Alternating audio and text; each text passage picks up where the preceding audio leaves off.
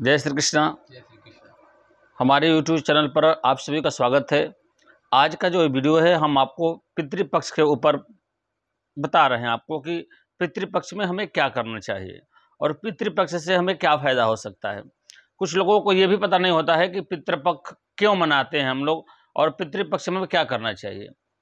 अगर हम नियम के अनुसार चलें तो जिस दिन हमारे पूर्वजों का शरीर शांत होता है उस तिथि को हमें याद करके और उस तिथि के दिन हाथ में कुसा लेकर, तिल लेकर, चावल लेकर और जल के साथ दक्षिण की तरफ दिशा की ओर मुँह करके और उन पितरों को हमें पिंड देना चाहिए। अपने से भी दे सकते हैं और नहीं तो हम अगर किसी योग्य ब्राह्मण को बुलाकर और पिंडदान कराते हैं तो इसका विशेष फायदा होता है। अगर आप ऐसा करते हैं तो इसका कुछ नियम भी है। जैसे आप पितरपक्ष मनाते हैं तो आपको पूरे पितृपक्ष में जब तक आपका मतलब श्राद्ध नहीं होता है तब तक आपको तेल नहीं लगाना चाहिए, आपको बाल नहीं कटाना चाहिए, आपको दाढ़ी नहीं कटाना चाहिए, आपको चप्पल नहीं पहनना चाहिए, आपको सरसों का तेल भी नहीं खाना चाहिए, आपको ब्रह्मचर्य के साथ रहना चाहिए।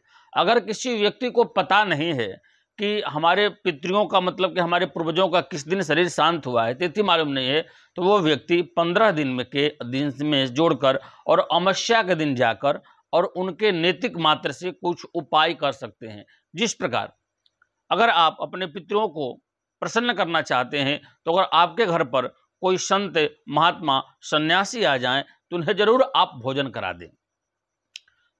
दूसरा उपाय क्या है कि आप अगर हो सके तो कृपया कर आप याद नहीं तो 15 दिन तक एक व्यक्ति का भोजन निकालकर अपने छत पर रख दें, उसके साथ में जल रखकर उनके प्रणाम करके चले आइए, ताकि वो जो आपका अन्न है वो चिड़िया खाएं, कौवे खाएं, पक्षी खाएं। इससे भी आपका जो पितृ है वो प्रसन्न होते हैं। अगर आप घर में कुत्ता पाल के रखे हैं तो अपने कुत्तों को भी जो है आहार दें और हो सके तो पितृपक्ष में अपने गाय को गुड़ सहित रोटी खिलाने का भी बहुत बड़ा फायदा है।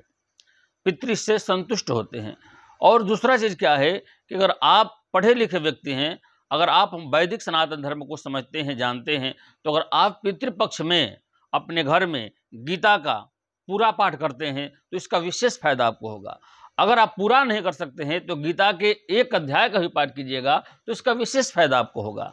अगर आप गीता के एक अध्याय भी नहीं कर सकते हैं तो कम से कम गीता के 5 श्लोकों का पाठ कीजिए। अगर 5 श्लोक का पाठ नहीं कर सकते तो गीता कम से कम 18वां अध्याय का एक भी श्लोक अगर आप निरंतर पाठ करते हैं 15 दिनों तक तो आपके पितृ जो हैं अगर भवबंधन में भी हैं, उनका मुक्ति भी नहीं हुआ है, अधोगति में भी हैं, तो वो मंत्र के प्रभाव से यह क्रियाकलाप करने के चलते आपकी पितरों का मुक्ति हो जाएगा और जो पितृ आपसे असंतुष्ट चल रहे थे वो संतुष्ट होकर आपको आशीर्वाद देंगे।